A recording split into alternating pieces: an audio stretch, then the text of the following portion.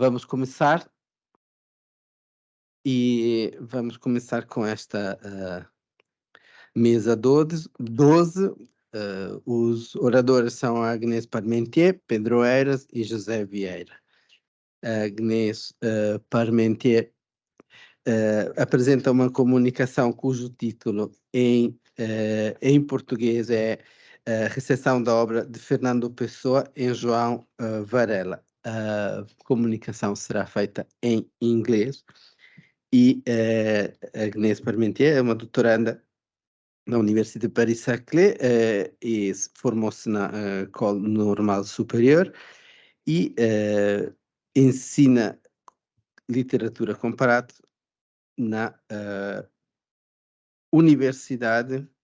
Em que universidade? Não consigo ver aqui.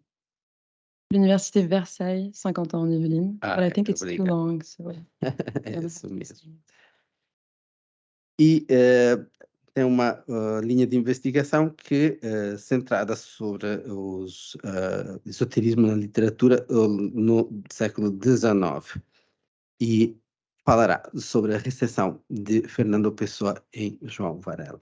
Obrigado. Muito obrigada pela introdução e boa tarde a todos. Antes de mais, gostaria de agradecer aos organizadores Rui Sousa e Jerônimo Pissarro de me terem convidado para esta conferência. É uma verdadeira honra para mim falar aqui e gostaria também de pedir desculpa por não fazer a minha intervenção em português.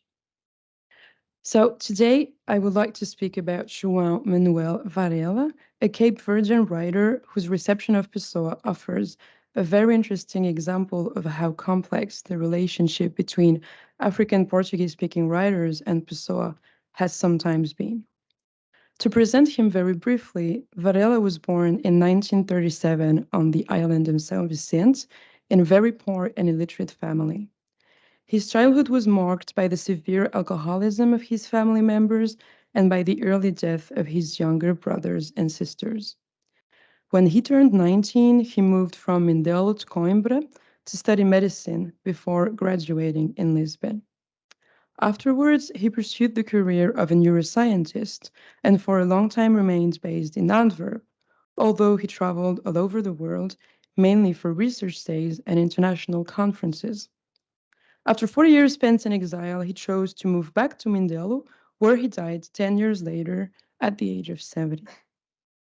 Beside his scientific career, he was a writer and especially a poet.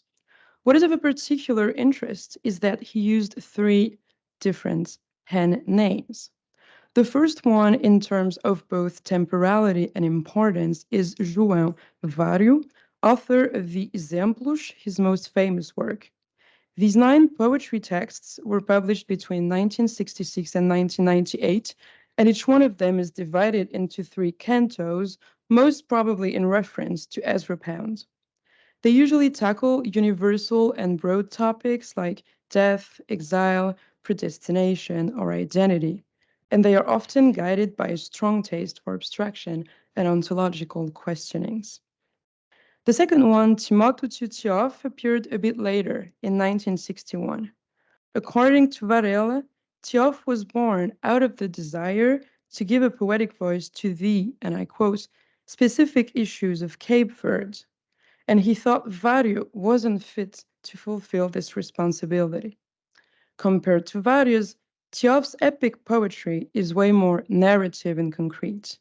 He's the author of 2 volumes, which tell the poetic story of Cape Verde, O Primeiro Livro de Noche, which was published in 1975, and Segundo, published in 2001.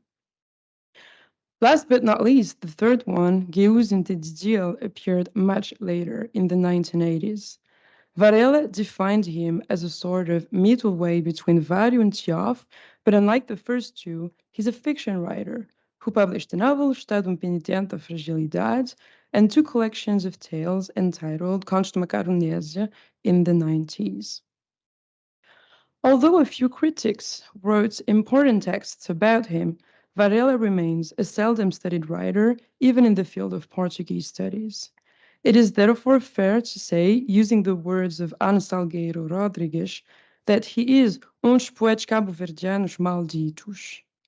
There is indeed a sharp contrast between his status of significant literary voice of post-Claridad, Cape Verde, and the fact that apart from the important work of Osvaldo Manuel Silvestre, who published a selection of exemplos at Tinta de China in 2013, his work has not been reprinted and is getting increasingly harder to find.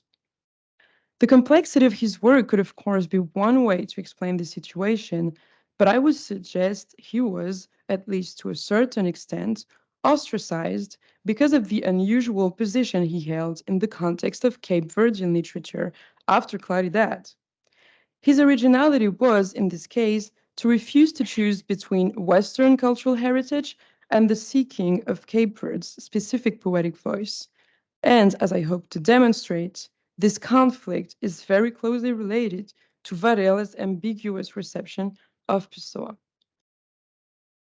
The first work Varela published was Horas Sem Carne in 1958 when he was only 21.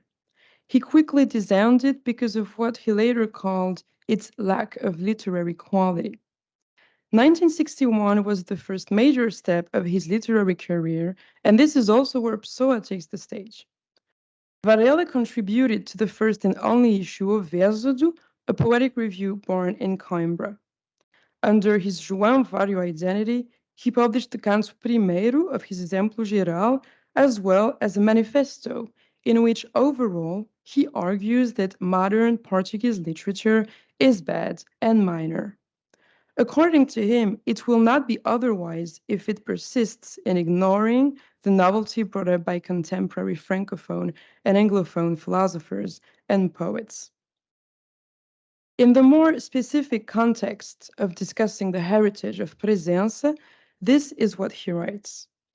Tratando-se de uma geração que seguiu imediatamente a do Orfeu e que se apresentou e tenta estudar Pessoa, cremos que o seu erro para a poesia portuguesa radica no facto de ter passado pela poética de Pessoa, sem o ter tomado para bases da revolução poética que se propunha, se é que se propunha alguma.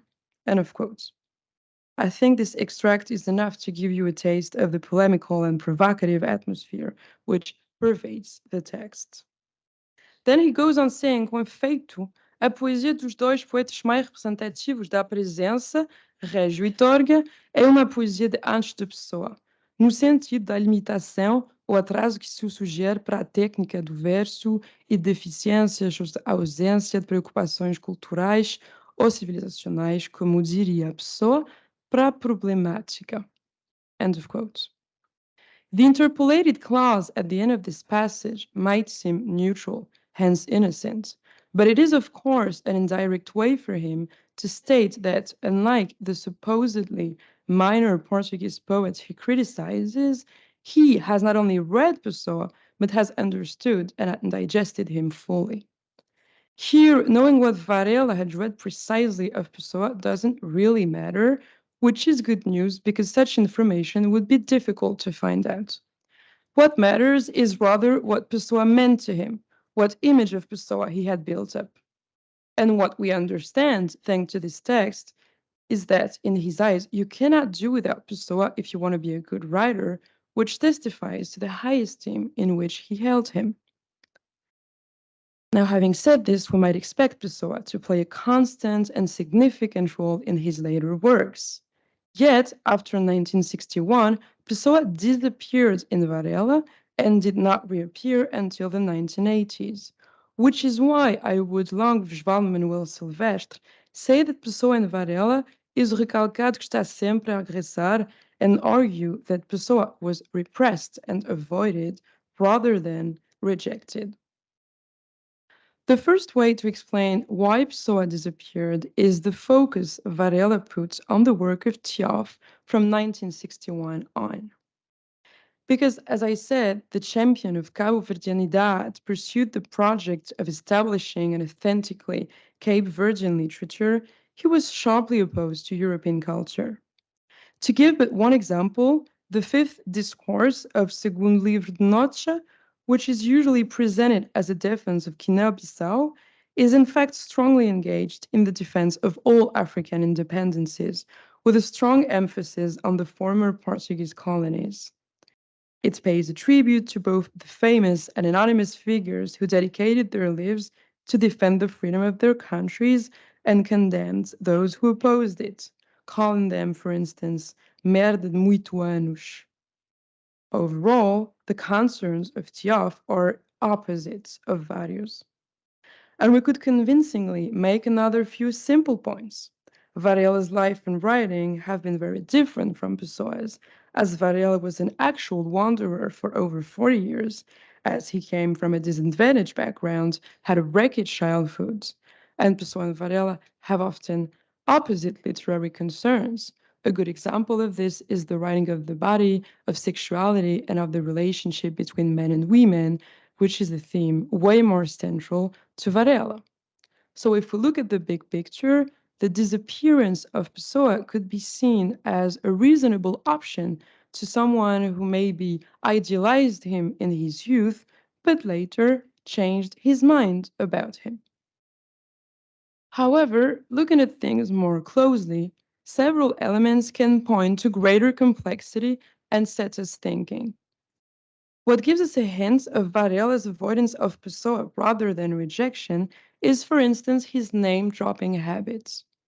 It would hardly be exaggerated to say that his works are an encyclopedia of Western culture. In his poetry, Vario mentions the names of countless writers, painters, musicians, and composers. He often quotes foreign poetry in Italian, English, or French. And if you add to this that one of his biggest sources of inspiration, if not the first, is the Bible, and that he repeatedly underlines the importance of Greco-Roman culture, it won't take long before you understand how classical his inspiration was. When it comes to literature, he confesses a specific admiration for Ezra Pound, T.S. Eliot, and Saint John Bess, to whom he pays numerous tributes, but Pessoa is never quoted. And if we remember what he said of him in 1961, I would argue that this fact is perplexing and that Pessoa is weirdly conspicuous by his absence in this cultural avalanche. The contrast between both situations, from complete adoration to complete desertion, is a bit too sharp and it happens without transition. Second, I think there is something puzzling about the use of heteronyms. I called them pen names earlier for lack of a better phrase, and Varela himself hesitated on which word to use. Critics after him sometimes talked about pseudo-heteronyms, sometimes about pseudonyms. And if this debate is, of course, interesting, what matters most to me here is the fact that Varela chose to solve the problem of his lack of commitment in defending Cabo Verdeanidad when Tiof was born, precisely by using the auctorial system invented by an author to whom he should have, in this context, turned his back completely. In his interview with Michel Labon, Varela made clear he placed his use of heteronyms in relation to Pessoa. Importa esclarecer que não uso heterônimos por mero julgo, como o não fizeram Pessoa e Kierkegaard, por exemplo. End of quote. Even though an author like Virgílio Lemos used heteronyms while being involved in anti-colonialism, which shows that Varela wasn't completely isolated, I still think this is a very interesting paradox. Now, as I said earlier, Varela actually resumed quoting Pessoa from the 1980s on. For instance, in the 1980 preface of his Exemplo Próprio, he quotes A Voz de Deus, the third stanza of Valiant Deus. Parece certo, de resto, que está uma das maiores e mais secretas ambições de toda a arte, transformação do singular na multidão, a coletivação, por assim dizer, do eu. O universo é o sot, diz Pessoa. End of quote. In this passage, while reflecting on art from a general point of view, after having been a writer for more than 20 years, Varela confesses that Pessoa remains for him a literary model. He also appears in Didil's novel Estado Penitente da Fragilidade, which tells the story of Juga, with whom the author shares many features. In the 9th chapter of its first part, Juga is in a military hospital and is much admired by his fellows because of how cultured he is. Admirava a minha palavra fácil, tento impenetrável, rebuscada, recheada de nomes como Bartók, Stravinsky, Albenberg, René Clair, Bresson, Éluard, Pessoa, Zetkin, Faulkner, Sartre, Chirico, etc. What I said earlier about Pessoa's perplexing absence in these cultural lists apparently ceased to be a problem from the 1980s on. And mentioning Pessoa in a name-dropping context is something Varela does in other places at the same period of time, but I will not quote them for lack of time. I will just mention that one of them, for instance, enables him to state that he was one of the major poets of this century in the same way he did at the beginning of the 1960s. The final reference to my knowledge appears in a poem. In his Exemplo Coevo, he reflects on the artistic legacy of 1937, his year of birth, and writes these two verses. E Adrian, Hans Berger, e Sherrington, como serão maiores que Pound ou Eliot ou Pessoa? He doesn't go as far as to write the name of Pessoa before those of Pound or Eliot, to whom he remained faithful throughout his life, but he dares for the first time, writing the three of them in the same verse in this particularly interesting context, where he admits a preference for poetry over science. To this picture, I could add a few indirect references to Pessoa, but I do not want to ponder on them too much because they're probably less convincing as they remain eventually coincidences rather than actual references. But I can, for instance, think of this Pessoan habit of making the heteronyms mention one another, which Varela reproduces. So, for instance, Vario quotes Didier in the epigraph of the Exemplo Maior, Amamos o ama a terra por nós, and Didier, in return, says a few words of Vario in Nos Ode de Antuérpia, the second tale of his Contos de Macaronésia. What might seem a bit contradictory in this three-step evolution I just described might become a bit clearer if we link this specific example to the much bigger issue of the relationship between Pessoa and African Portuguese-speaking writers. If we look at things from far, this issue might seem deprived from existence. Quite revealingly, if you look for information on the influence of Pessoa on Lusophone African literature, in a standard bibliography like José Blanco's Pessoana, for instance, you only find one reference. In this case, it is an article by Russell J. Hamilton entitled Echoes of Pessoa in the Poetry of Lusophone Africa.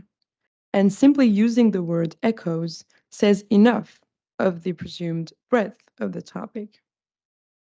The thing is, Pessoa was doubtless one of the ultimate epitomes of what African writers rejected, as both a prominent representative of Portuguese cultural domination and as a typical example of colonial lifestyle. We know quite well the fifth of his life he spent in South Africa, thanks to several scholarly works, but Pessoa, as we know, hardly ever utters a word in his works about it, while on the contrary, the Britishness he encountered in Durban shaped a core part of his identity, although he never set foot in England. And by the way, this problem of cultural heritage is not out of date, as showed by the polemic which took place in 2019 concerning the name Pessoa, given to an academic exchange of the Community of Portuguese Language Countries. Many criticized it and suggested instead to give it the name of a major African Portuguese-speaking literary figure. In a nutshell, my point is that for an African writer born in the political context of the time, it was hard, if not impossible, to take on Pessoa as a literary source. The major cultural revolution of Claridad, which advocated, for instance, the use of Portuguese Creole in poetry, took place in 1936, that is to say, a year after Pessoa's death and a year prior to Varela's birth. And if we think that the African Party for the Independence of Guinea and Cape Verde was only founded in 1956 and independence actually achieved in 1975, it appears clearly that, chronologically speaking, the first field of struggle in Cape Verde was arts and literature in particular. Which means that for the promoters of Claridad, what was at stake was of such an importance that it was unimaginable to envision a half-hearted adhesion to its thesis. And because Western references remained such a significant part of Varela's inspiration, he was bound to become a controversial figure. One should therefore be careful when reading about him because of the polemical atmosphere that surrounded him. I will only give you one example of this. As I said, it is almost impossible to find copies of his first work, Ars Sans Carne. One therefore has to look into anthologies of Lusophone African poetry published roughly at the same moment. And in his famous No Rei do Calban, Manuel Ferreira writes about Varela, a sua poesia insere-se numa linha de completo desenraizamento crioulo. End of quotes. I know that he wrote this sentence in 1975, but he never updated it in the following editions, and that was long after Tioff had started publishing his poetry. He might have forgotten to update his description, but I still think the tone of this sentence in the original version betrayed a slight irritation. To conclude, I would dare call this Cabo Verdeanidade issue in Varela a false problem. There is much more to his work than this, and I would suggest that issues like incest, the relationship to the father, the devastating effects of patriarchy on the relationship between men and women, or on the perception of homosexuality, are probably way more interesting and complex, but unfortunately, because of the Cabo Verdeanidad thing, they are never discussed. And I thought it was important to tackle Varela's case because his supposed betrayal of Cabo Verdeanidad, as I said, is in my view the caricature of a way more complex situation, but also because it sheds light on this relatively discrete topic of the African reception of Pessoa, which goes perhaps deeper than we sometimes think. Thank you for your attention.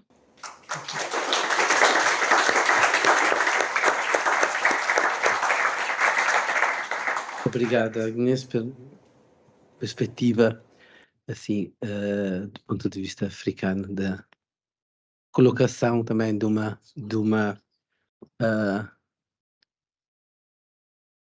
questionamento também de ortodoxias em todos os sentidos.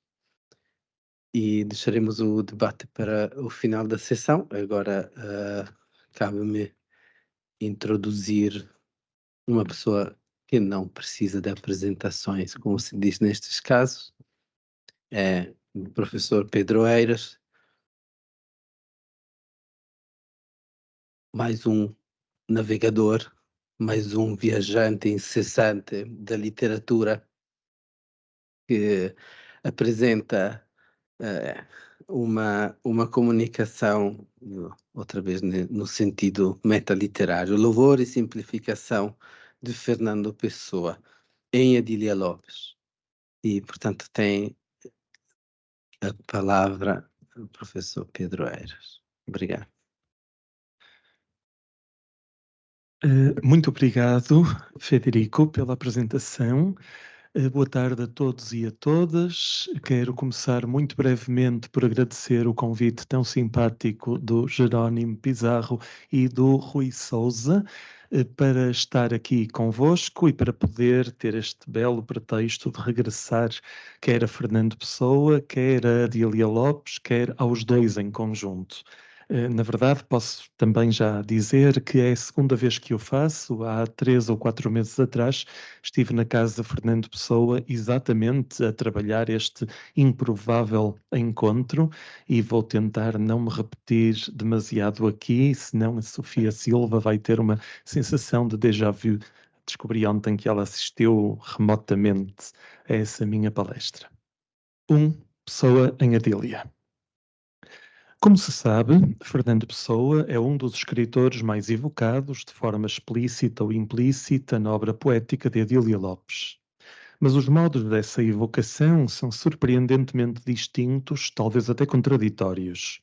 No recente Pardais, por exemplo, Adília cita em epígrafe versos célebres de mensagem. Valeu a pena? Tudo vale a pena, se a alma não é pequena. Para imediatamente comentar num poema de um único verso, vale a pena escrever poemas.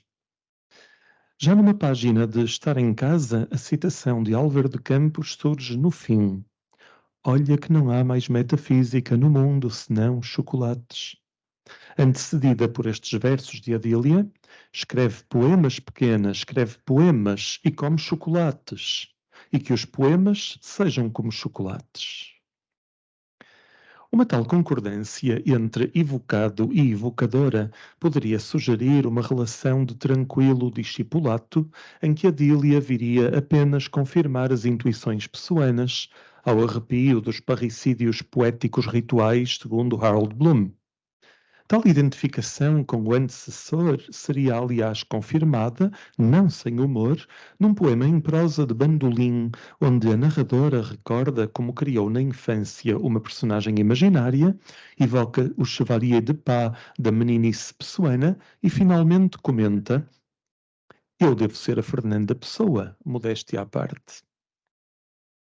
A flexão daquele A no nome Fernando marca a distância mínima entre poetas, que é também identificação numa infância comum, de certo aquela infância que, como afirma Agamben, não se define por nenhuma simples inscrição cronobiológica, mas constitui a condição primeira do pensamento. Mas os diálogos intertextuais entre Adília e Pessoa implicam muitas outras formas. Contra o modelo da concordância existem discordâncias, se não mesmo taxativas discórdias. Vejamos, por exemplo, um brevíssimo poema de Z.S. Como a família é verdade. Fernando Pessoa. Como a família é mentira. Adília Lopes. E outro poema de Capilé. Um crítico de segunda ordem tem, por natureza, tanto poder de teorizar como uma tainha ou um caracol. Fernando Pessoa. Como te enganas, Fernando Pessoa? Uma tainha e um caracol são muito mais inteligentes do que Robert Oppenheimer, porque uma tainha e um caracol nunca fabricaram a bomba atômica. O primeiro poema realiza uma operação lapidar de negação ou inversão, aliás, em coerência com o título do próprio livro, que inverte um título de Roland Barthes, SZ, o qual resume ainda um outro título de Balzac, Sarrazin. Ao citar, glosar e finalmente corrigir Pessoa, Adília parece repetir o gesto de Isidore Ducasse, no segundo volume das Poésies, 1870, quando se apropria de aforismos de Pascal, La Rochefoucauld ou Vauvenargues, mas convertendo frases positivas em negativas ou vice-versa. Minando os textos do passado, Ducasse e Adília experimentam uma reformulação da verdade, aliás, com bastante desconcerto e sageza. Quanto ao segundo poema, parte de uma avaliação desassombrada, Como te enganas, Fernando Pessoa, para denunciar o antropocentrismo, o especismo, a pulsão suicida do antropoceno. Nestes dois casos, a cosmovisão de Pessoa é evocada para ser logo despedida. Mas a obra de Adília de maneira nenhuma se deixa reduzir nem a uma simples filiação, nem a uma mera demolição da obra pessoana. Não há aqui admiração dogmática, nem confronto compulsivo. Pelo contrário, negado ou confirmado por Adília, Pessoa parece ser sempre o pretexto para um pensamento próprio, heurístico e capacitante. Ou seja, Pessoa não é o alvo, mas um instrumento para a invenção da subjetividade. Descrevendo Adília Lopes como ironista, na acessão desse termo em Richard Rorty, Rosa Maria Martelo mostra precisamente como o recurso a vocabulários herdados e sua reinvenção crítica permite construir uma voz própria, ao mesmo tempo dialogante e crítica. Penso que Adília é ironista ao reinventar o vocabulário de Pessoa, escrevendo simultaneamente com ele, contra ele e graças a ele. Essa relação torna-se muito clara em Andar a Pé. Referindo-se a um poema de Álvaro de Campos, começado pelo verso Gostava de gostar, Adília escreve Prazenteira. Fernando Pessoa escreveu Gostava de gostar. Eu gosto de gostar. Tenho sorte. Não eu gostava, não eu gostaria, e ainda menos eu gostaria de gostar, mas sim eu gosto de gostar aqui e agora. Ou seja, Pessoa é em Adília um inestimável instrumento do pensamento, mas também objeto de uma extrema simplificação, no sentido em que o desejo e a sua angústia, a distância entre o presente e o virtual, aquele gostava que significa gostaria e que aponta para um universo desejado, mas inacessível, tudo isso se converte aqui num imediato gosto. Ou ainda, como se lê em Poemas Novos, gosto de gostar de gostar. Gosto de Fernando Pessoa e de Irene Lisboa. Tudo isto sem qualquer vitória épica sobre o pai poético. Quase sem mérito. Tenho sorte. Comenta simplesmente Adília. 2. Da instauração da distância. Neste ensaio, gostaria de dizer quão difícil é, em Pessoa, afirmar um tal gosto. De facto, entre o sujeito e o objeto do gostar, a obra pessoana postula sempre uma distância inelutável. Por um lado, a realidade do objeto fica submetida a uma radical incerteza ontológica, podendo o mundo ser apenas um sonho, como sugerem as veladoras de O Marinheiro.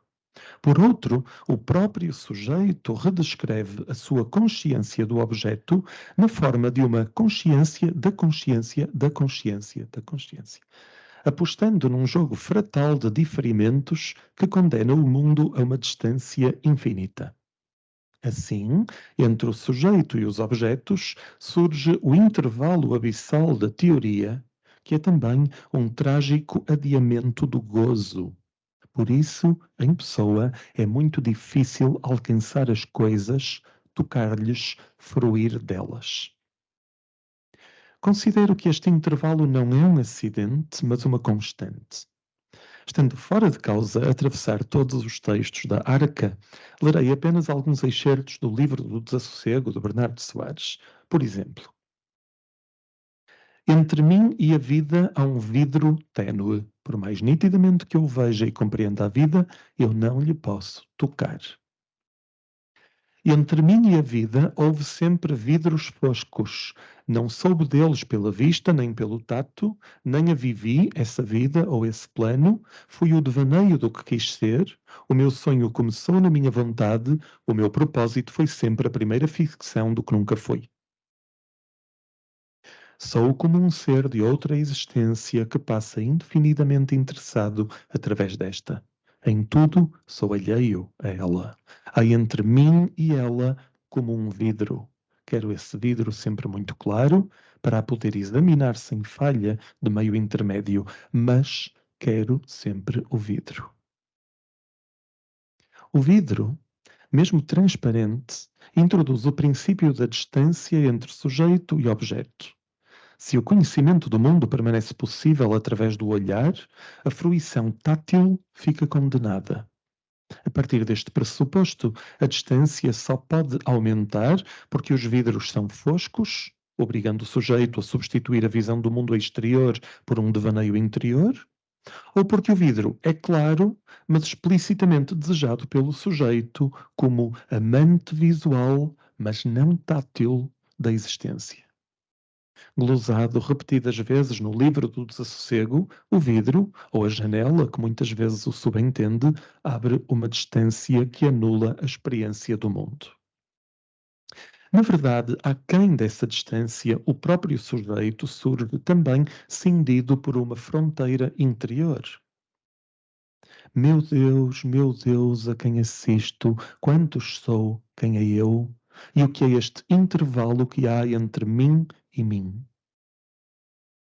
Penso isto porque isto é nada, nada, nada, parte da noite e do silêncio, e do que com eles eu sou de nulo, de negativo, de intervalar, espaço entre mim e mim, coisa, esquecimento de qualquer Deus.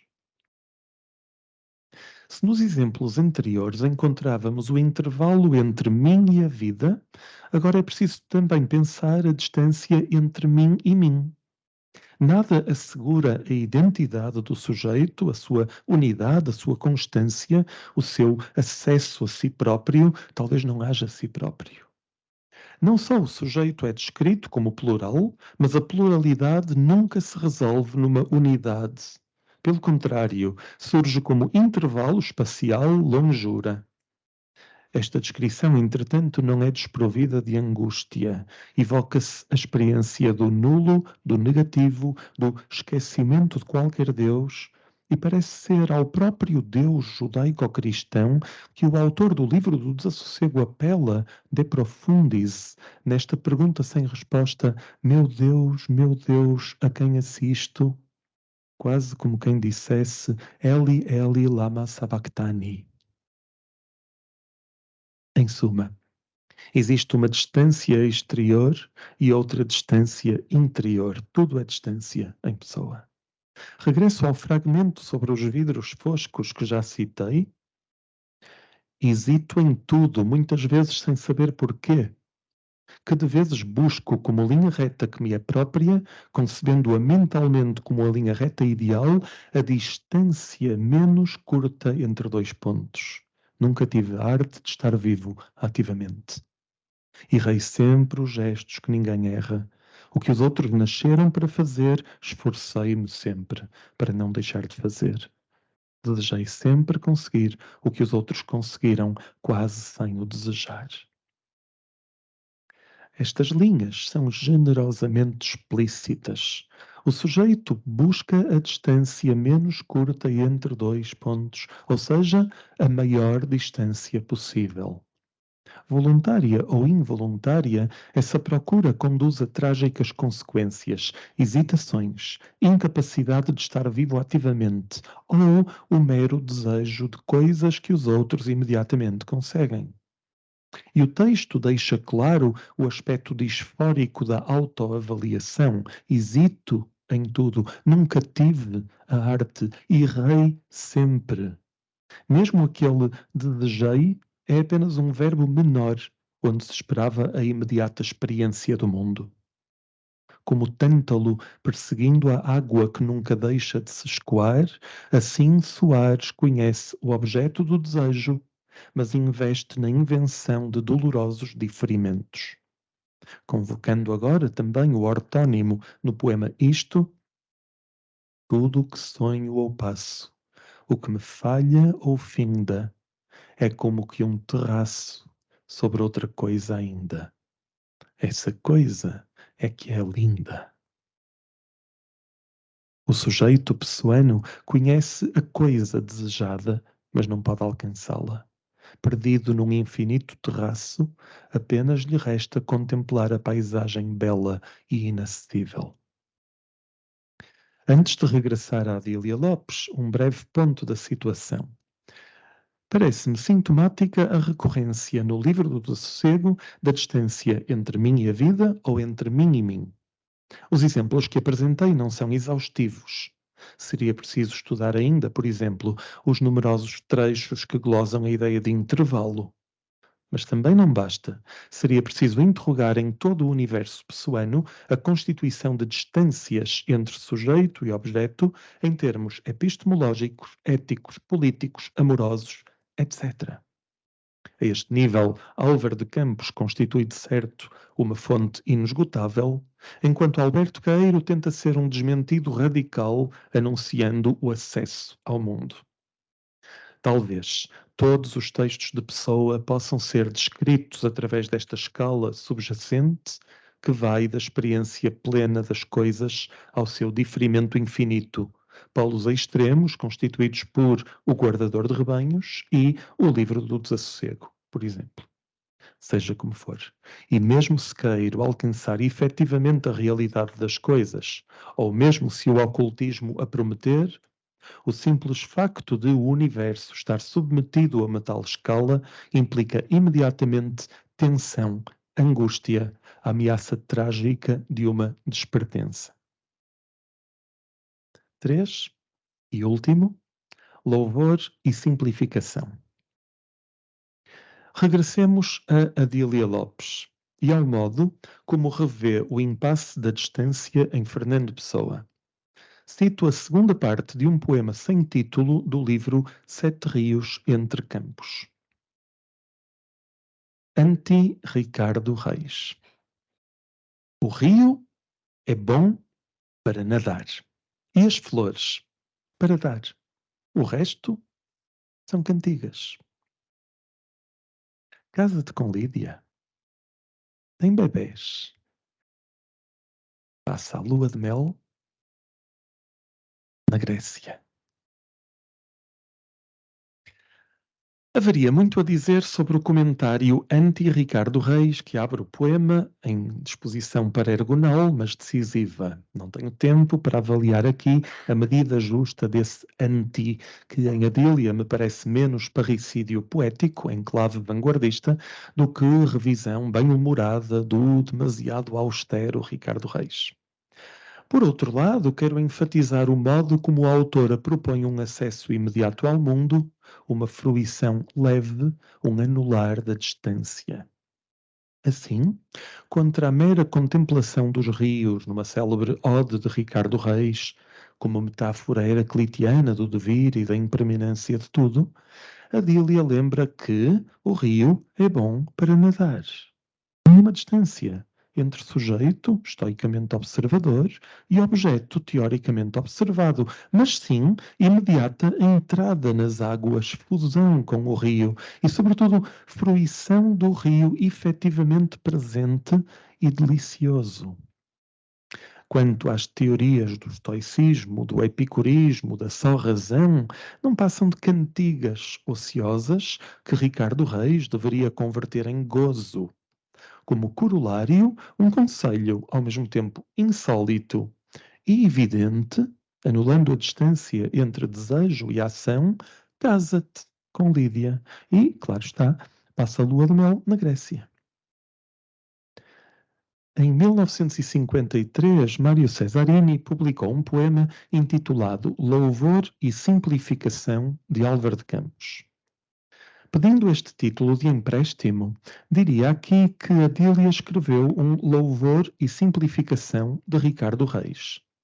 Louvor, claro, porque Reis merece ser revisitado, glosado e ainda corrigido, o que não constitui homenagem menor. Mas também simplificação, porque a distância complicada em pessoa pode ser economicamente resolvida. Num poema intitulado Action Writing, Adília enuncia assim este princípio que leio como uma arte poética. Descomplicar. Não stressa. Neste caso, a simplificação de Ricardo Reis equivale a uma descomplicação das distâncias. Termino lembrando uma história antiga. Quando Zenão de Ileia demonstrava a impossibilidade do movimento, pois, segundo as leis da lógica, Aquiles nunca ultrapassa a tartaruga, nem a flecha alguma vez alcança o seu alvo, reza a lenda que Diógenes de Sinope se levantou e deu simplesmente alguns passos. O filósofo cínico descomplicava, assim, a muito complicada lógica de Zenão, que era também o postulado de uma distância intransponível. Os caminhos, poderia dizer Diógenes, são bons para andar. Quando Adília Lopes responde a Ricardo Reis que o impasse filosófico se resolve mergulhando nas águas da vida e que o impasse amoroso se resolve amando, parece ecoar aqueles passos decididos de Diógenes, opondo à inteligência especulativa de Pessoa uma inteligência prazerosa ou prazenteira. Se Bernardo Soares ou Ricardo Reis tantas vezes ficam presos nas complicações que eles próprios criaram, talvez haja em Adília Lopes uma corajosa e inventiva simplificação.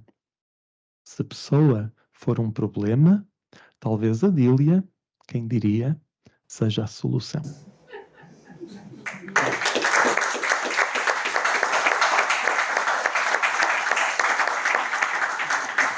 Muito obrigado. Que grande abraço, né? Esta ideia da Adília e esta generosidade, esta grandeza nestas coisas pequenas. Muito obrigado, Pedro. Vou passar a palavra a José Vieira, que é doutor em Literatura de Língua Portuguesa pela Universidade de Coimbra, está a realizar um pós-doutoramento na Universidade de Vigo e é atualmente leitor na Cátedra Manuel Alegre na Universidade de Pádua. Vai apresentar uma comunicação intitulada Tiago Veiga, Filho Espiritual de Álvaro de Campos, ou do Infinito Heteronímico. Tem a palavra. Obrigado, Frederico, pela apresentação. Começo por agradecer ao Rui e ao Jerónimo a honra que é para mim estar aqui hoje, a alegria e o privilégio. E ainda antes de começar, queria só citar aquele famoso episódio da Bíblia em que Jesus diz: bem-aventurados os últimos, porque serão os primeiros. Eu fui seminarista e havia um velho padre, um vetusto padre já falecido, infelizmente, que dizia: bem-aventurados os últimos, se os primeiros forem moderados. E eu tive sorte que os meus ilustres colegas de mesa foram moderados e respeitadores do tempo, e assim também eu espero ser. Bom, e começo com uma epígrafe de George Steiner, de O Silêncio dos Livros. Na agonia, Balzac chamava pelos médicos que tinha inventado na comédia humana. Segundo Shelley, um homem verdadeiramente apaixonado pela Antígona de Sófocles jamais poderia viver uma experiência semelhante com uma mulher real. Flaubert sentia-se rebentar como um cão, enquanto a puta da Bovary se preparava para viver eternamente. Em O Silêncio dos Livros, George Steiner leva a cabo uma reflexão em torno da criação da personagem literária e dos meandros que preenchem a sua matéria. Essa criatura de papel, pertencente ao grande universo do Homo fictus, está prestes a adquirir uma força de vida, um poder sobre o tempo e sobre o esquecimento, muito superiores ao de qualquer indivíduo.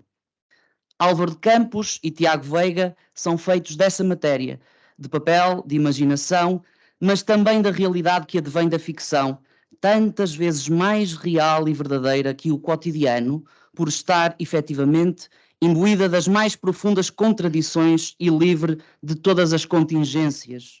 Uma vez que a literatura, a grande literatura, a única literatura, tal como as suas personagens, é o contingente eternamente superado e vivido. Álvaro de Campos é o século XX. Ninguém, como o engenheiro naval, reflete de forma tão exemplar e inteira o que foi o século das grandes transformações tecnológicas, das mudanças políticas, sociais, económicas e culturais. Ninguém, como Campos, é capaz de ser ao mesmo tempo tão contraditório e paradoxal na vida e na arte. Tiago Veiga é o seu direto sucessor espiritual, o seu filho nado e criado, até na forma última de ver a vida, falhando em tudo, desistindo de viver, durando.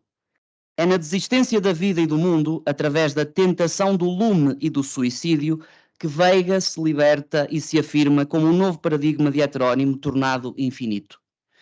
Antes de voarmos até às reflexões largas, liberais e moscovitas, convém mergulhar nos textos do engenheiro naval e do Esfinge Magra, de modo a entender como essas afinidades eletivas demonstram o percurso da história da heteronímia, em que Mário Cláudio acrescenta novas tonalidades, mais garridas, aos preceitos criados por Pessoa.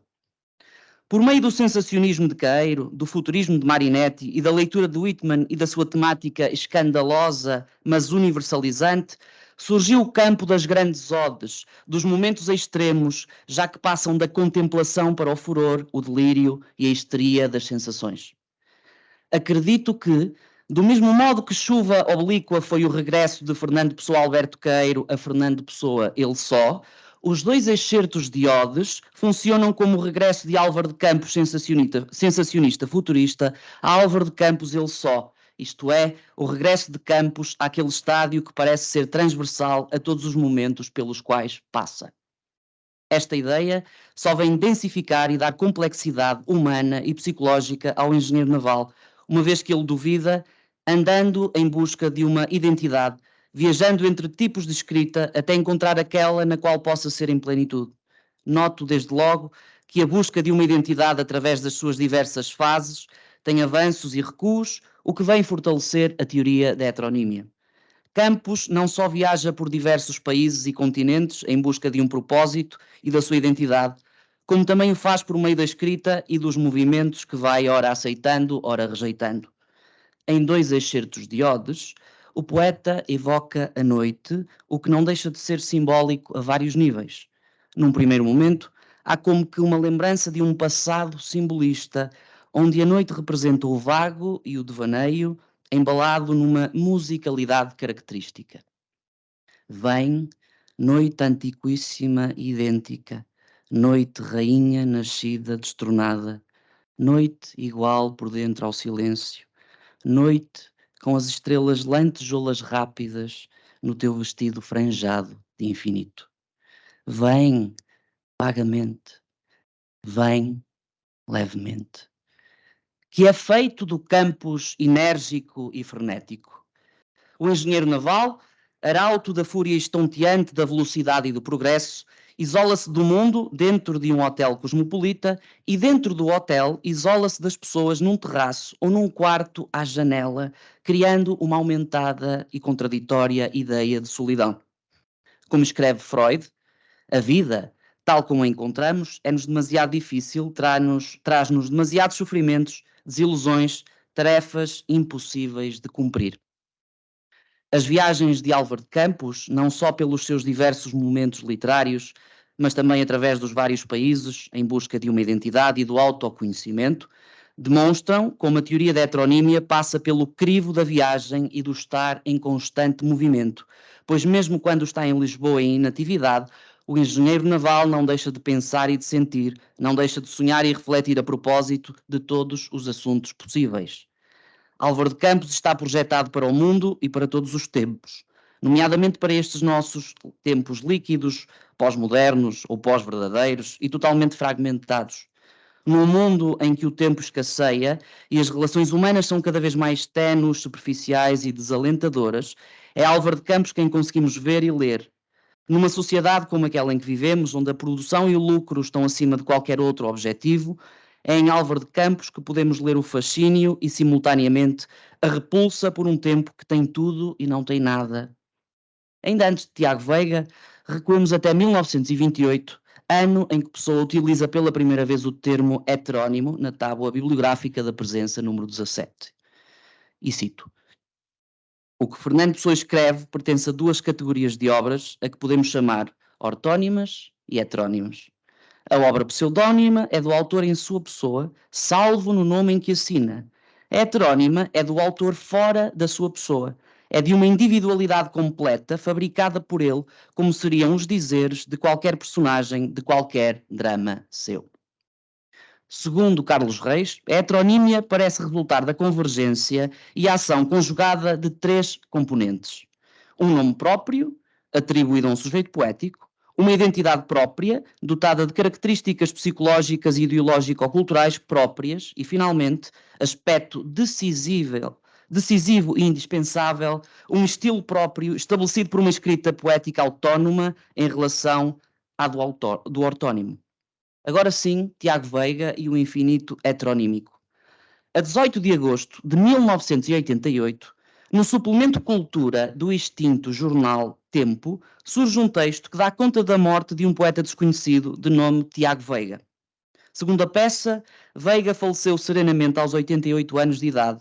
De seguida, a notícia avança para uma pequena nota bibliográfica, dando conta de várias informações acerca do poeta, desde a sua aclamação na juventude por Fernando Pessoa como Super Camões, até às inúmeras viagens pelo mundo que o levaram a travar conhecimento com figuras da grande inteligência portuguesa e europeia, como Pascoais, Ezra Pound, Jean Coutu, Benedetto Croce, Eliot, entre tantos outros. Ora, O nome próprio e a escrita literária única são também marcas evidentes da natureza heteronímica de Tiago Veiga, ainda que diferentes daquelas que Pessoa tecera. E porquê? Porque já não é suficiente inventar um nome, uma biografia e um estilo diferente. Agora é necessário revestir e avolumar o interior do heterónimo, surgindo a viagem e a necessidade de estar em deambulação, como forma última do heterónimo a expressar toda a sua complexidade humana e densidade psicológica. Ao mesmo tempo que é realçada a importância da identidade e da crise da unidade do sujeito, sobressai-se a humanização efetiva de Veiga, como podemos ler a partir das palavras de Mário Cláudio. E cito: os heterónimos são essa tal desinvenção. Veja-se o caso de Fernando Pessoa com as mini-biografias que criou para os seus heterónimos. São esquemáticas e não nos permitem saber nada sobre a forma como eles funcionavam por dentro. Quem eram as mulheres da vida de Ricardo Reis? Ou os homens da vida de Álvaro de Campos? Sabemos apenas algo, pouco, sobre a sua diversa orientação sexual. Eu não quis estilizar a vida de Tiago Veiga. Qualquer pessoa é o que ela pensa, o que ela imagina, a sua atmosfera, o ar que respira, em que vive, a sua aura. Tiago Veiga é uma figura de carne e osso. Não é um heterónimo. Quem tiver dúvidas, pesquise. Que vá aos cartórios.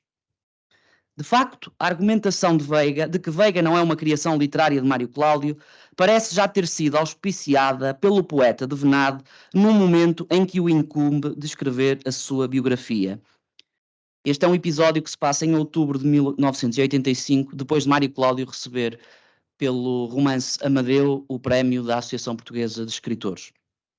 E diz Tiago Veiga a Mário Cláudio: vais agora escrever uma biografia servindo-te das conversas que tivemos até hoje e daquelas que haveremos de ter e do que a tua fantasia engendrar para preencher as lacunas. Nada desse truque com barbas dos papéis achados ou entregues, mas um corajoso embuste, apoiado nos teus movimentos de alma e nos teus ímpetos de coração. É claro, preveniu ele, que irão acusar-te de me teres inventado, considerando-se muito argutos pela descoberta. Mas não será verdade que cada biógrafo inventa o seu biografado e que andamos todos nós a inventar-nos uns aos outros? Um outro mecanismo adotado por Mário Cláudio e que por sua vez Pessoa não conseguiu levar a bom porto foi o facto de o romancista nunca negar a existência física de Veiga, assim como nunca o considerar um heterónimo. Recordo uma carta de Essa de Queiroz a Oliveira Martins, do dia, e este dia é importante, 12 de junho de 1888, um dia antes do nascimento de Fernando Pessoa, a propósito de Frederico Mendes, diz essa Oliveira Martins: a introdução a cartas que nunca foram escritas por um homem que nunca existiu não podia deixar de ser uma composição em que se tentasse dar a esse homem, primeiramente, realidade, corpo, movimento, vida. Não se pode decentemente publicar a correspondência de uma abstração. Por sua vez, Pessoa, a João Gaspar Simões, a 28 de julho de 32, escreve o seguinte: não sei se alguma vez lhe disse que os heterónimos, segundo a última intenção que formei a respeito deles, devem ser por mim publicados sob o meu próprio nome. Já é tarde e, portanto, absurdo para o disfarce absoluto. Após a publicação da biografia de Tiago Veiga, em 2011, José Carlos de Vasconcelos e Maria Leonor Nunes, em entrevista do JL ao escritor, formulam a seguinte questão: neste caso, é que o autor pode dizer como Flaubert de Madame Bovary, Tiago Veiga c'est moi? Mário Cláudio responde: não posso, porque Tiago Veiga não sou eu. Tenho uma personalidade mais afável do que ele. Mais à frente, os jornalistas tentam nova invectiva. Continua, portanto, a dizer que Tiago Veiga não é um seu heterónimo. A resposta de Mário Cláudio levar-nos-á ainda a um outro caminho. Para ser um heterónimo meu, teria que manter comigo um certo umbicalismo. Se pensarmos no grande exemplo de heterónimo em Portugal, os heterónimos pessoanos, verificamos que todos eles são mais ou menos contemporâneos do ortónimo. Se Tiago Veiga fosse meu heterónimo, e digo francamente que não é, não poderia tê-lo inventado a fabricar muito antes de eu ter nascido coisas que ele próprio fabricaria. É assim, sobre mais esta premissa, que Mário Cláudio adensa a teoria da heteronímia, afirmando constantemente a existência real do poeta, referindo-se ainda ao facto de ambos não serem contemporâneos. Mário Cláudio nasce em 1941, Tiago Veiga em 1900. Miguel Real, em texto para o JL, afirma que Tiago Veiga é o quarto heterónimo, uma vez que se em 1942 Adolfo Casais Monteiro deu a conhecer a Carta sobre a Gênese dos Heterónimos, 2011 ficará na história da literatura portuguesa como o ano da criação de um quarto heterónimo. Relembro as características propostas por Fernando Pessoa: um nome próprio, uma biografia alternativa e uma escrita literária única. As propostas por Miguel Real são fotografias, imagens que comprovem a real existência do heterónimo e uma rede social onde constem nomes conhecidos. As características que proponho são fragmentação do heterónimo noutras personalidades, reflexões ecfrásticas do heterónimo e a necessidade de estar em constante movimento e em viagem. As características teorizadas por Fernando Pessoa são óbvias e indispensáveis. Não faz sentido falar em heterónimos ou em heteronímia sem falar no autor de mensagem. Em segundo lugar, as apresentadas e propostas por Real são também evidentes em Tiago Veiga, uma biografia. Basta visitarmos os 2 suplementos repletos de fotografias de Veiga, enquanto jovem, adulto, em idade avançada, fotografias do Mário Cláudio com o Tiago Veiga, fotos ainda das suas tias, da casa onde ele nasceu, do túmulo onde ele está sepultado, árvore genealógica, sendo bisneto de Camilo Castelo Branco. Enfim, no império da imagem, as fotografias parecem substituir toda e qualquer palavra. No entanto, se é certo que a necessidade das imagens é inevitável para justificar os pontos propostos por Real, não é menos certo afirmar que a biografia em si, enquanto documento com mais de 700 páginas, acaba por ser o mármore no qual Mário Cláudio cinzela a existência de Tiago Veiga. É com a chegada do modernismo que as verdades estabelecidas se rompem e começam a ser relativizadas.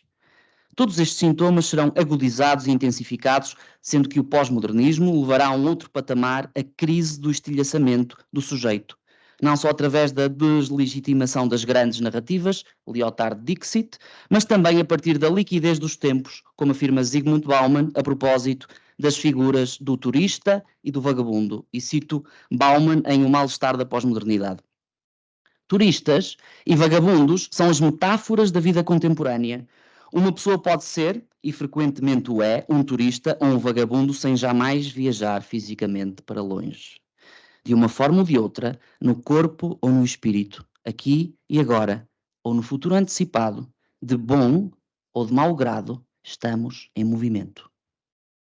Tiago Veiga torna-se o herói pós-moderno, homem comum, banal, solitário, que tem ataques de pânico, que sente medo, que duvida de tudo, que não tem certezas sobre nada, que ao invés de pessoa, que reconheceu de imediato em Caeiro o seu mestre, faz a todo custo com que Mário Cláudio haja e escreva sob a sua influência, que escreve, mas não sabe ao certo qual o propósito da sua escrita, que opta pelo anonimato em vez das páginas que o citem, mantendo-se inédito.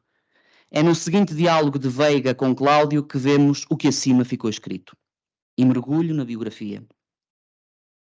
Não sou daqui, nem de parte alguma, desisti de simbolizar a ruralidade que a dinamização cultural extinguiu, nunca ascendi ao cosmopolitismo para que me julgava talhado e no que respeita à poeta, condição única a que poderia aspirar, Horseman Pass By.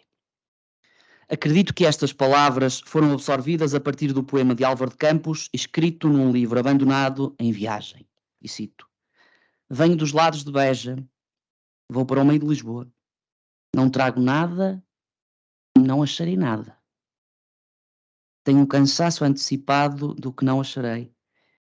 E a saudade que sinto não é nem no passado, nem no futuro.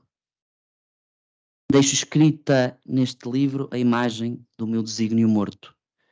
Fui como ervas e não me arrancaram. Podemos ainda enquadrar no perfil de Veiga a ânsia das viagens e da deambulação. Num dos seus giros entre Londres e Venade, irá escrever o seguinte, e cito Veiga: bebi mais nevoeiro lá embaixo do quanto poderia ter emborcado nesta cidade. Há um tempo para tudo e o meu por aqui já se esgotou. Vou a Paris, é provável que volte e é provável que não. De momento pretendo esquecer, mas não entendo bem o quê.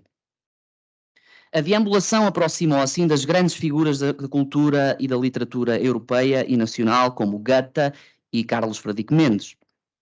A sua estada em Paris, em 21, é de elevada pertinência. Vivendo em Montmartre, Veiga leva uma vida de aparente spleen, deambulando por ruas e vielas, sendo a materialização absoluta do sujeito líquido de que fala Bauman. Mergulho no texto.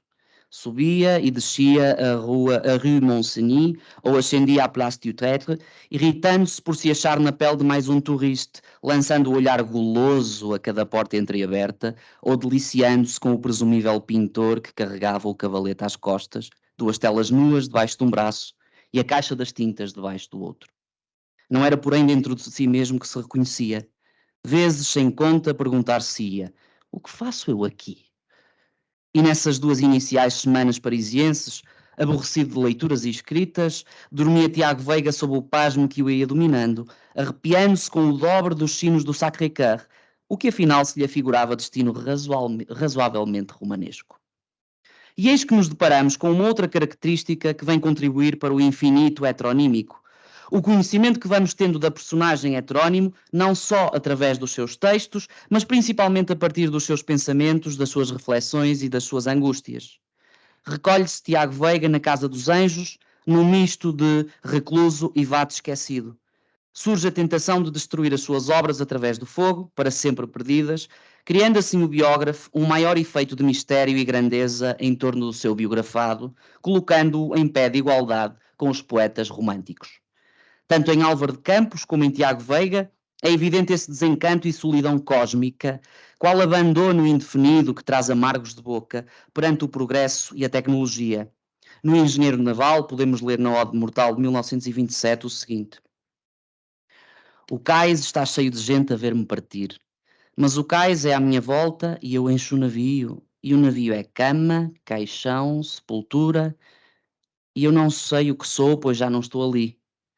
E eu, que cantei a civilização moderna. No Esfinge Magra, por seu turno, esse progresso fica refletido na aversão a ver a sua obra publicada. Em 1987, num encontro com o futuro biógrafo no Alfarrabista em Lisboa, lemos: já reparaste? Este é um daqueles gostos que jamais proporcionarei aos vindouros.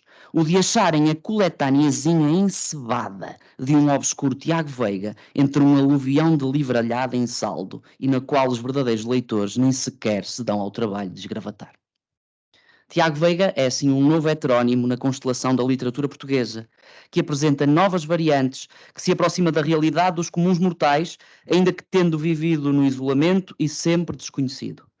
Tiago Veiga é um heterónimo maduro e pensado, que tem uma longa vida e nega e afirma a sua condição de personagem literária.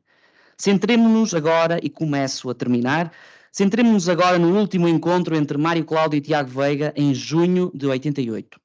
O episódio seguinte torna-se necessário para compreendermos de que modo o biógrafo atribui e assim cristaliza a imagem de grande mestre contemporâneo de todos os intemporais. Escancarando os olhos como se experimentasse dificuldade em me reconhecer, agitavam-se-lhe desmedidamente os dedos sobre a manta achadrezada que, apesar do calor, lhe cobria os joelhos. E eis que me assaltou a desconfiança de me achar perante uma mera encenação. Um outro acidente, aliás, ocorrido durante a visita, confirmaria as minhas suposições. Penetrara a páginas tantas no estúdio uma borboleta grande e polícroma, e mais especificamente uma dessas raríssimas Erinthia rumina, executando o voo ondulante que evoca certos motivos das cantatas de Bach. E em sua direção ergueria Tiago Veiga o indicador direito, colocado na posição horizontal, a convidá-la a que nele pousasse. Lembrei-me de imediato da fotografia célebre de Walt Whitman, um truque de ateliê de resto e bastante kitsch, na qual se apanhara o vate americano hirsuto como o português que à minha frente se sentava, mas mais triunfante do que este no exercício da domesticação dos lepidópteros. E tornava-se-me claríssima a mensagem que Veiga, simulando os indícios da própria finitude, se empenhava que chegasse até mim. O excerto acima transcrito é rico em sinais e interpretações. O primeiro prende-se com a superação do homem de um estado bárbaro e primitivo ao estado da delicadeza e, neste caso, numa situação de aparente debilidade. O amor pelas coisas belas é assim e por si só, e seria por si só, um motivo suficiente. Em segundo lugar, e em relação direta com o ponto primeiro, vem a sagração de Veiga como grande mestre, bardo e vate, que numa atitude mística se transcende em relação à realidade tangível, que num primeiro plano é a sua situação de decrepitude e desmazelo, para num plano superior se revelar dotado de uma sensibilidade fora do comum. Em terceiro, a superação do próprio Whitman, que, como sabemos, não tem de facto nenhuma borboleta na mão, tendo tudo isto sido fruto da manipulação de imagens. Entra aqui em causa uma curiosa questão que diz respeito ao fingimento em Veiga. Se o próprio biógrafo parece desconfiar do real estado do poeta, o episódio da borboleta reitera as suas suspeitas, revelando-nos um Veiga completamente consciente e desperto para o mundo, mas também uma pessoa que, através da verdade do relato de Mário Cláudio, supera o estratagema do Whitman ao conseguir, ou não, domesticar a borboleta. Do raciocínio anterior, arrisco o seguinte.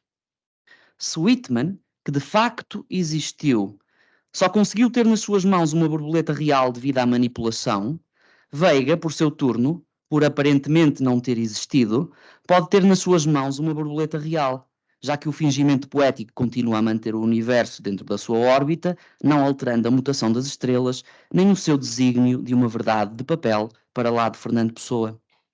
Mas Veiga é real, e esse é o problema. Arrisco dizer que Tiago Veiga é um heterónimo que aceita ser criação literária por iniciativa própria.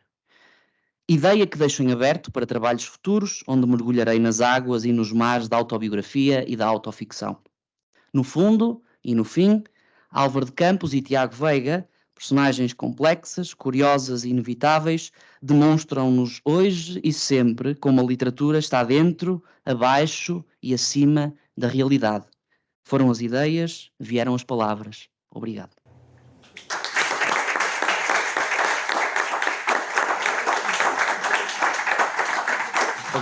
Obrigado, José, por esta apresentação e esta faceta que revela mais uma dos aspectos tentadores que o Fernando Pessoa escancarou com essas heteronímias e que tem muitos sucessores.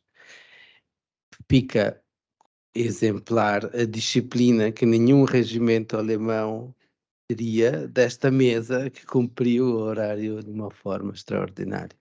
E, portanto, agora passo a palavra à audiência para as questões que surgirem. Obrigado. Bom, boa tarde. Especialmente, claro, é muito interessante a questão, o José ali terminou com a questão do fingimento, mas a meu comentário é para o Pedro, né? Pedro, eu fiquei pensando, quer dizer, não foi nada simplificado, a simplificação aí é também um fingimento, porque você piorou a situação aqui para nós.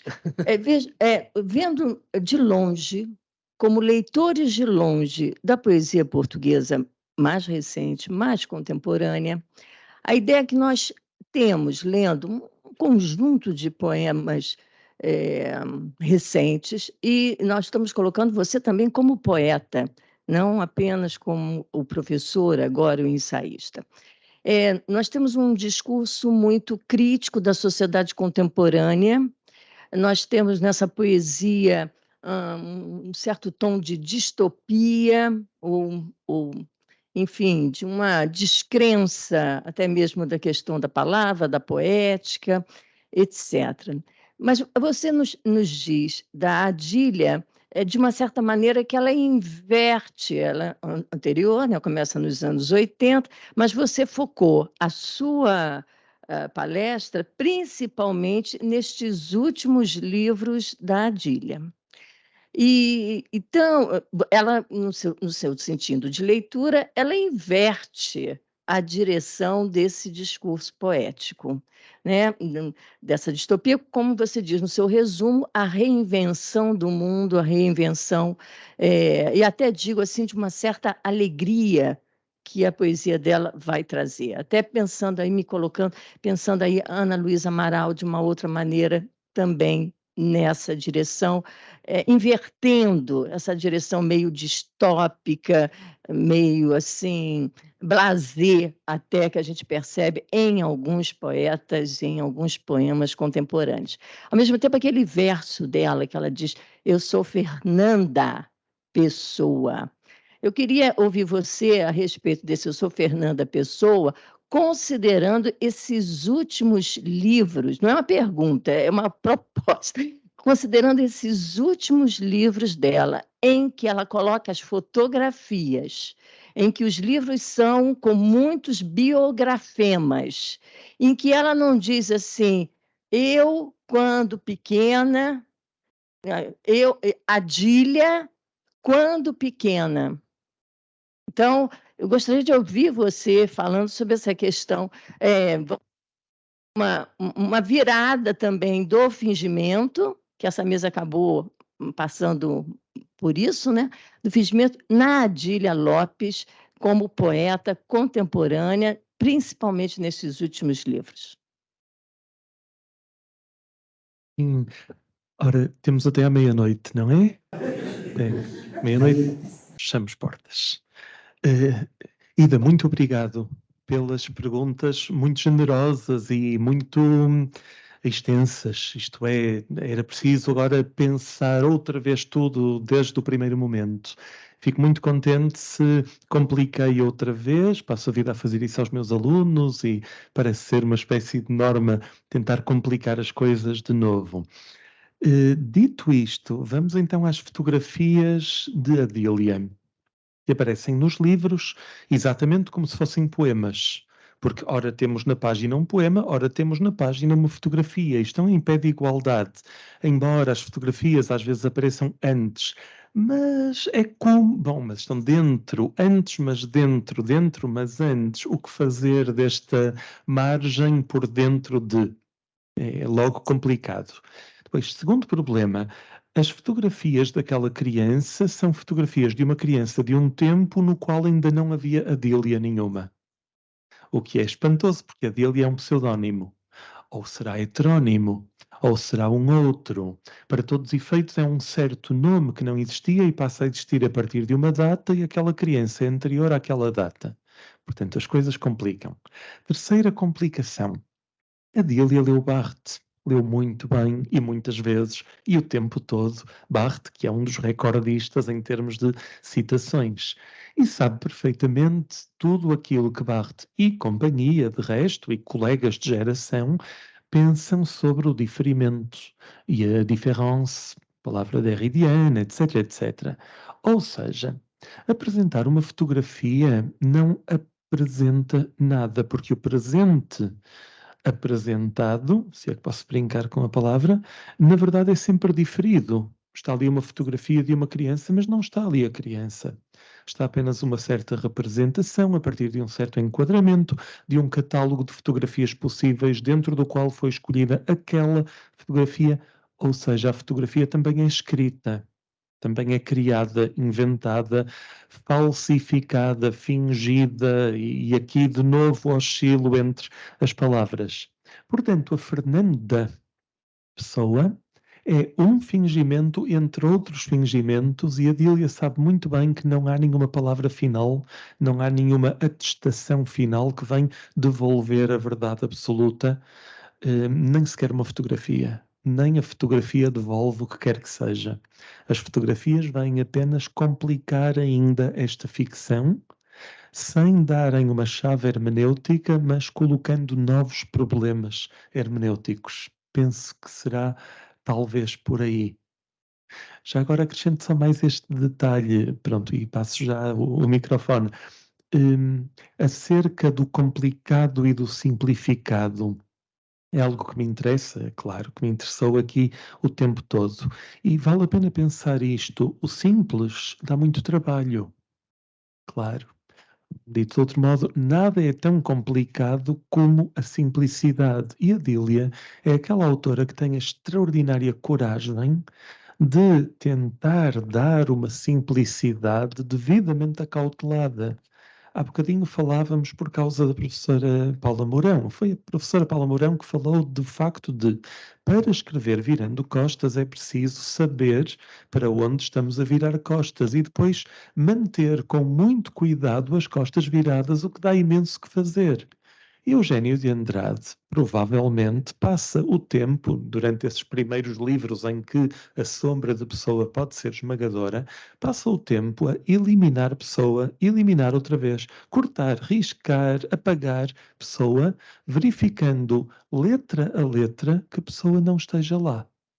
Eu acho que a Dília faz a mesma coisa com toda a literatura que ela convoca e despede, está sempre a chamar Barthes e Pessoa e tantos outros, a lista é interminável, com o cuidado trabalhosíssimo de saber que nunca fica esmagada por eles e elas e isso e aquilo. Ou seja, trabalho terrível de vigilância para nunca deixar o fantasma ocupar o lugar. Portanto, simplificar com cuidado.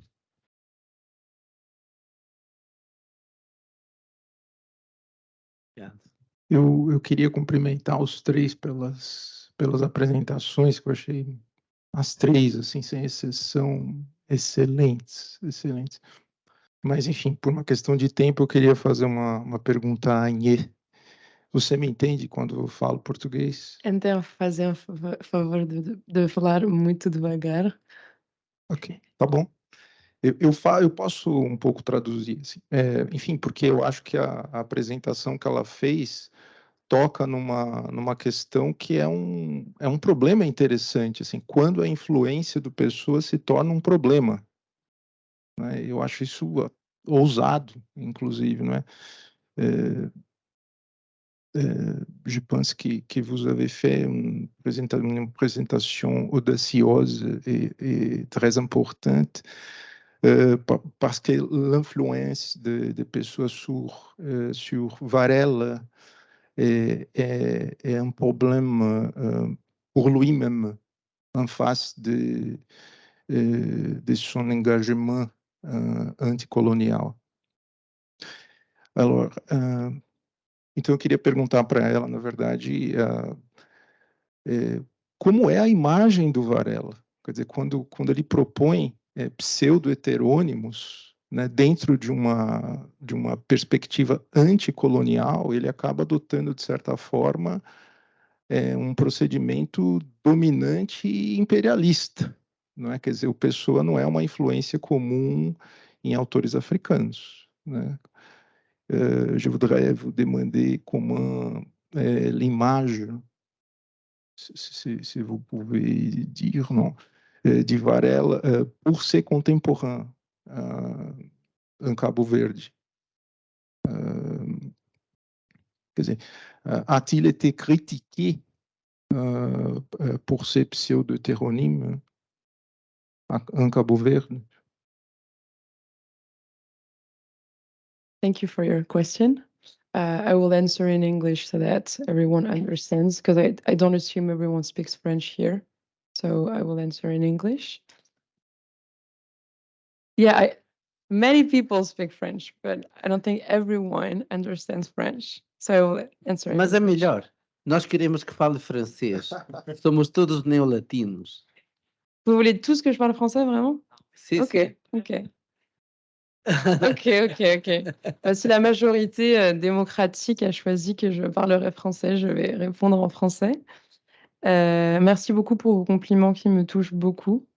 C'est vrai que dans le programme du colloque, il y avait beaucoup de présentations qui portaient vraiment sur le Portugal, sur les auteurs portugais, et je pense que c'est une question très intéressante, voilà, que l'influence de Pessoa sur les auteurs africains lusophones. Et alors, l'image de Varela pour ses contemporains, je voulais juste vous demander en retour de quels contemporains parle-t-on? Est-ce que ce sont les auteurs capverdiens? Est-ce que ce sont les auteurs africains lusophones en général? Et est-ce que ce serait aujourd'hui ou depuis qu'il publie de la littérature, avant ou après sa mort? Je pense qu'en réalité, son image a évolué au fil du temps et qu'il avait, à mon avis, des opposants. Et en fait, j'ai pas réussi à en savoir plus depuis que j'ai commencé ce travail.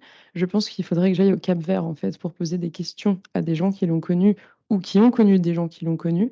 Parce que sur Internet, j'ai trouvé beaucoup de références de gens qui soutiennent son œuvre, qui cherchent à la faire connaître davantage, y compris des gens qui travaillaient avec lui sur Éazodo dans les années 60 et qui essayent de diffuser son œuvre davantage. Et parmi eux, il y en a qui disent que son œuvre a été volontairement mise de côté parce qu'elle ne répondait pas aux standards d'une certaine époque, au moment des luttes coloniales et post-coloniales. Mais aujourd'hui, je pense que la situation est un peu différente et pour des générations de jeunes lecteurs, africains ou non, ces questions-là ne se posent plus et je pense que c'est aussi pour ça que, même si je ne peux pas du tout me sentir concernée personnellement, j'aborde personnellement ces questions avec un tout autre point de vue et il m'apparaît clair que les enjeux étaient tellement émotionnels et importants à cette époque-là, que lui-même n'arrivait pas à écrire avec la même personnalité littéraire quand il aimait la culture occidentale et donc Pessoa et quand il voulait la rejeter complètement. Je pense que pour nous, ça devient moins émotionnel, que les choses changent beaucoup, sur l'image de la littérature africaine et cetera. Donc voilà, je ne sais pas si je réponds à votre question, mais je dirais que ça dépend des contemporains, ça dépend de qui on parle. Mais je crois en tout cas qu'il y a eu une belle évolution et j'espère qu'elle continuera. Voilà.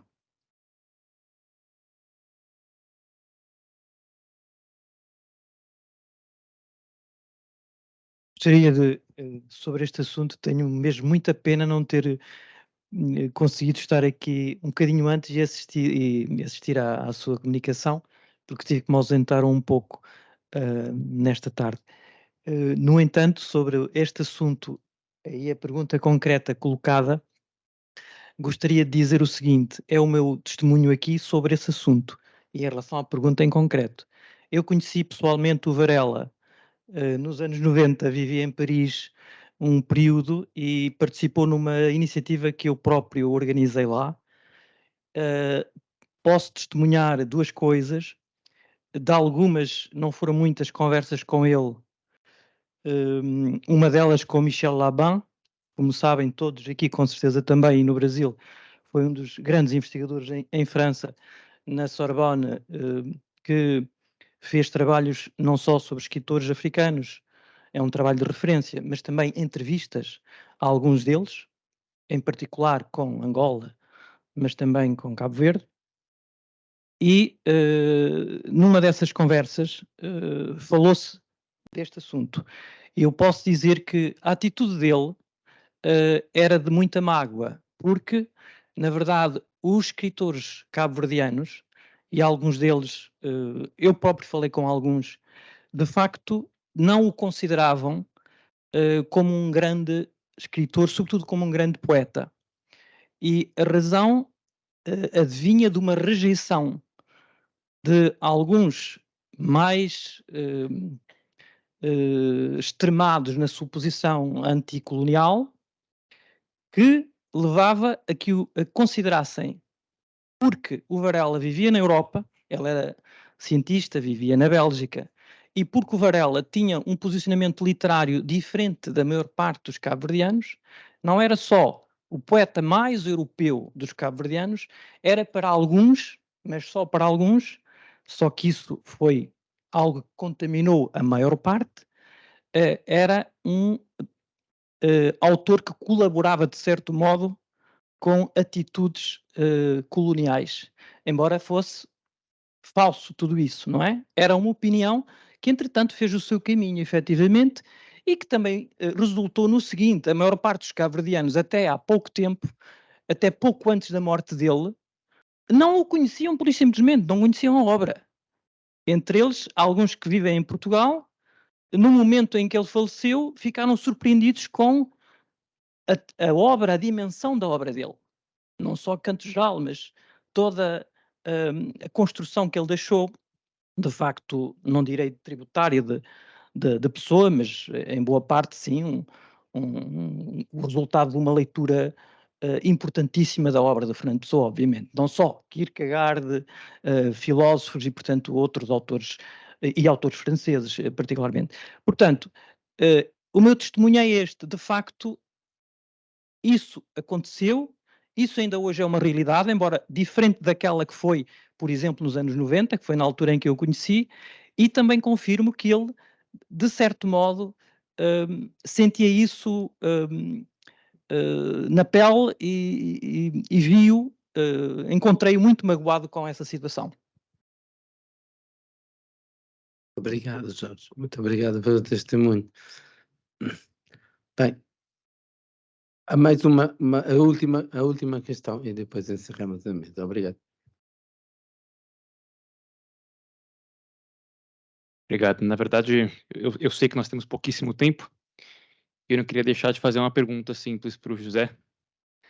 É a seguinte, bom, eu achei muito estimulante seu texto e me deu muito o que pensar e por isso eu gostaria de, na verdade, lê-lo, ouvindo de novo a sua voz. Mas eu pensei uma afirmação que você fez e eu gostaria, na verdade, de te ouvir falar mais sobre ela, porque acho que eu perdi algumas nuances. Você disse em algum momento que o Thiago Veiga, ele nega e afirma a sua condição de personagem, né? Aqui, por isso que eu disse, uma pergunta brevíssima, eu gostaria, na verdade, um pedido para, se você puder comentar de uma forma mais livre e da maneira como você achar mais pertinente nos 3 minutos que nos restam, desdobrar um pouco essa afirmação, de que ele nega e afirma a sua condição de personagem. Obrigado.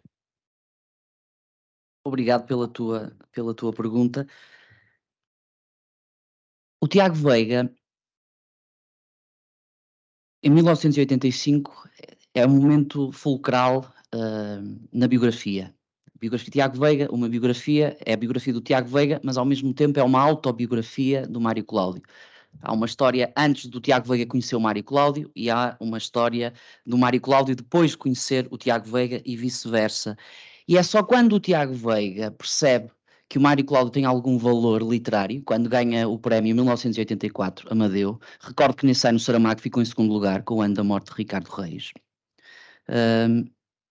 Tiago Veiga começa a tratar o Mário Cláudio por tu, já não o trata por você, e começa a tentar seduzi-lo para escrever a biografia. Só depois do Tiago Veiga ter morrido é que Mário Cláudio começou a escrever a biografia, porque ele negou-lhe sempre. Ele disse, eu não posso escrever a tua biografia.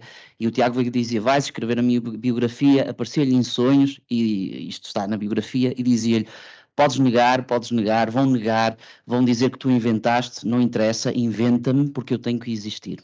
Isto está na biografia. Este é o estudo que eu apresentei aqui, faz parte da minha tese de doutoramento, todo um capítulo dedicado a Tiago Veiga. Faço um estudo de filintilísio a Tiago Veiga, inevitavelmente passando por Álvaro de Campos e por Bernardo Soares, porque os heterónimos e o termo é uma invenção pessoana, é sempre arriscado falar de heterónimos antes da criação do termo, há fenómenos, mas Tiago Veiga nega e afirma ser personagem. Ele não publica nada em vida, não quer publicar nada em vida, mas quer um registro biográfico.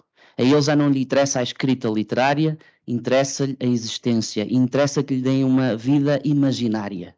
E é aí que é um novo pressuposto da teoria da heteronímia. E essa vida imaginária tem a metáfora a viagem. A viagem, porque o sentido da existência, a unidade do sujeito, quando a crise da unidade do sujeito nasce, ou quando a unidade do sujeito começa a ser pensada, ela só pode nascer como crise.